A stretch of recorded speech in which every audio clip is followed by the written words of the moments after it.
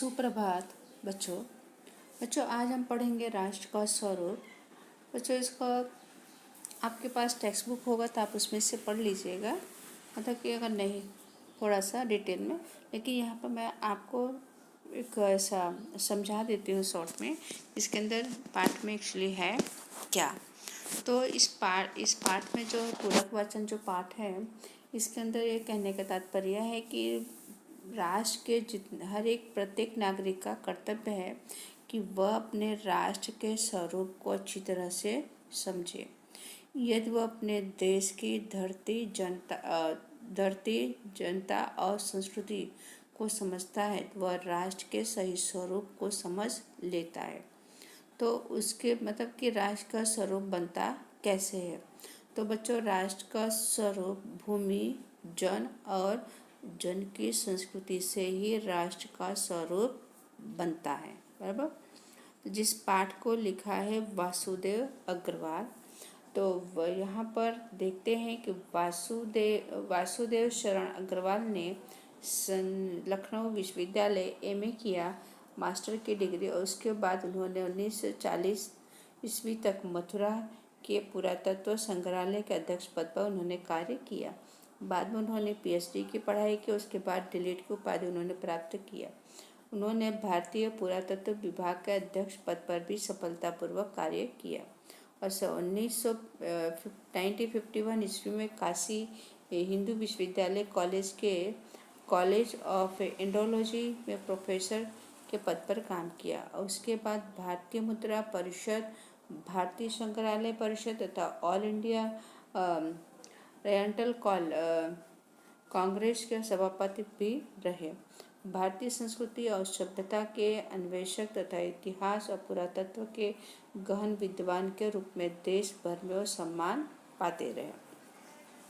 और उनकी लिखी हुई और प्रमुख संपादित पुस्तकें इस प्रकार है: उरुज्योति, कला और संस्कृति, कल्पवृक्ष, कादम्बरी, भारत की मौलिक एकता। और फिर उसके बाद जो यहाँ पर पाठ है कि राष्ट्र का स्वरूप एक चिंतनात्मक निबंध है। इसमें लेखक ने देश को राष्ट्र बनाने वाले तत्वों की चर्चा की है। भूमि पर बसने वाले जन और जन की संस्कृति, ये तीनों तत्व ही क्या है, एक दूसरे के राष्ट्र बनाते हैं।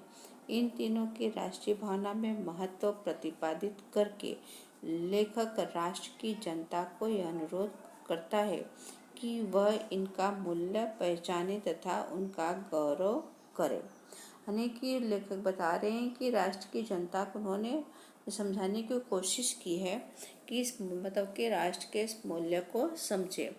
तो ये बच्चों, यहाँ पर कि कहने का तात्पर्य है कि प्रत्येक राष्ट्र को अपनी भूमि और मतलब जो भूमि, जन और जन की संस्कृति को उसको समझे कि राष्ट्र की धरती पर भौतिक स्वरूप का परिचय अवश्य में प्राप्त होता है, क्योंकि भूमि के पार्थिव स्वरूप के प्रति हम जितने जागरूक होंगे, भूमि के प्रति हम जितने जागरूक होंगे, जितने हम जानने की इच्छा रखेंगे, उतना ही क्या होगा, हमारे राष्ट्र की जड़ें उतनी ही क्या मजबूत होंगी। और हमारा धरती कितनी उपजाऊ है, कितनी सुंदर है और कितनी उपयोगी और महत्वपूर्ण है, यह हर एक नागरिक को मतलब कि जानकारी प्राप्त करना जरूरी है।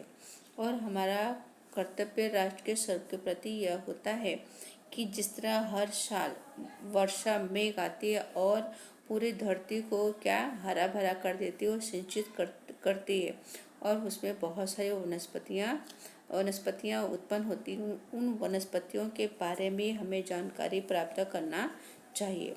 और धरती माता की कोख में बहुत सारे अमूल्य निधियाँ भरी पड़ी हुई हैं, बराबर। और उन अमूल्य निधियों को भी हमें जानना जरूरी है। और उसके बाद जो नदी हैं, सागर हैं, समुद्र हैं, उस सागरों में भी बहुत सारे जलचर कि जो आदमी अपनी सांस को रोक करके उसके अंदर से बहुमूल्य रत्न निकाल कर लेकर के आता है, बराबर। तो उस जलचर समुद्र के अंदर भी जो अमूल्य खजाने भरे पड़े हुए हैं, तो एक देश के राष्ट्रीय नागरिक होने के नाते हमारा कर्तव्य बनता है कि उन सभी के प्रति भी क्या करें, हम जागरूक रहें। बराबर।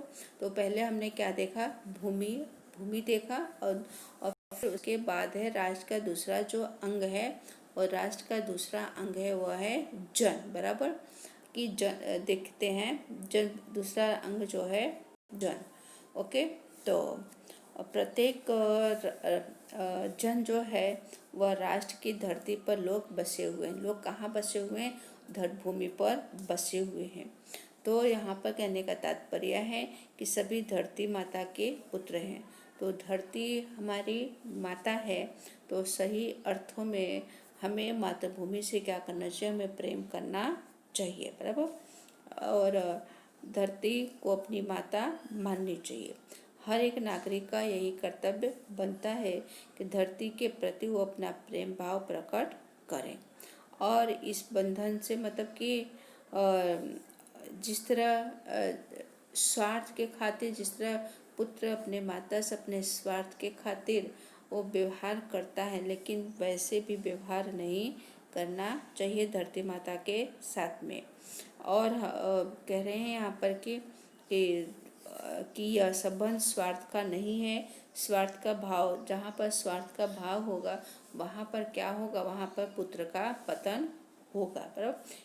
तो हमारी भाषा, धर्म, जाति आदि भले ही अलग हो, लेकिन हम सभी क्या हैं, हम सभी धरती माता के पुत्र हैं। बराबर। इस आधार पर हम सभी को एक दूसरे से जुड़े रहना चाहिए, और किसी जन को पीछे छोड़कर राष्ट्र आगे नहीं बढ़ सकता है। राष्ट्र को आगे बढ़ाना है तो हम सभी को साथ में रह करके चलना पड़ेगा, एक साथ मिल करके काम करना पड़ेगा। ये भले ही राष्ट्र में अलग अलग वर्ग के, अलग अलग जाति के लोग हैं, लेकिन उन्हें कभी भी कमज़ोर नहीं समझना चाहिए। और जन जीवन का प्रवाह नदी के प्रवाह की भांति ही है। बराबर। कि यह प्रवाह अनंत काल से चला आ रहा है। इतिहास के उतार चढ़ाव आते हैं और जनजीवन चलता रहता। क्रम और श्रम के द्वारा ही यह प्रवाह गतिशील है। बराबर। कि नदी की धारा की तरह मनुष्य का जीवन चलता रहता है और वह कभी उसका अंत होता नहीं है। और फिर अब देखेंगे राष्ट्र का जो तीसरा अंग है, यहाँ पर राष्ट्र का तीसरा अंग देखेंगे, जो मतलब कि संस्कृति। बराबर। क्या है, संस्कृति है। तो राष्ट्र का अगर भूमि है, जन है, और जन की संस्कृति नहीं होगी तो राष्ट्र का निर्माण हो पाएगा नहीं। मान लो कि भूमि है, जन भी नहीं है, और संस्कृति है, भूमि है, जन, भूमि है, जन नहीं है, तो भूमि कैसे लगेगी, बंजर लगेगी। भूमि भी है और जन भी है, लेकिन जन के अंदर क्या है, संस्कार नहीं है, तो राष्ट्र का निर्माण होना क्या है, असंभव है। बराबर। तो राष्ट्र के निर्माण के लिए जो तीसरा अंग है वह संस्कृति है। यदि राष्ट्र की संस्कृति विकसित और उन्नत है, राष्ट्र का विकास भी उन्नत समझा जाता है। अलग अलग संस्कृतियाँ मिलकर राष्ट्रीय संस्कृति के क्या निर्माण होता है। तो राष्ट्रीय संस्कृति के बाहरी जो लक्षण है, जो हमें मिला है, हमारे पूर्वजों ने हमको दिया हुआ है, पूर्वजों ने हमें दिया है, साहित्य, कला, वो सब हमें दिया हुआ। तो भले हम सब विभिन्न धर्म, विभिन्न भाषा बोलते रहते हैं, लेकिन हम सब क्या हैं, हम सब एक ही हैं।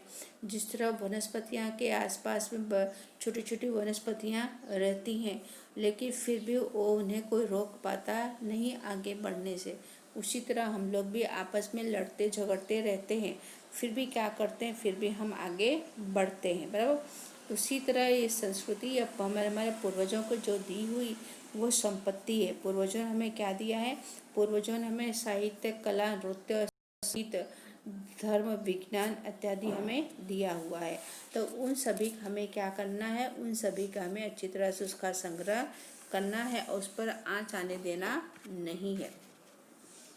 तो यहाँ मतलब के कहने का तात्पर्य है कि जिस तरह स्वास्थ्य शरीर ही मनुष्य को सुख, शांति और सफलता दे सकता, उसी तरह स्वस्थ राष्ट्र की राष्ट्रीय स्वतंत्र राष्ट्र का निर्माण कर सकता है।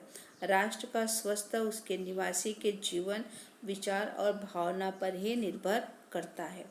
राष्ट्र को स्वस्थ रखने के लिए यह जरूरी है कि राष्ट्र के लोग हमेशा क्या रहें, सचेत रहें, चेतन रहें और आपस में एकता, भातृभाव और सभी के प्रति उदारता की भावना हो। बराबर।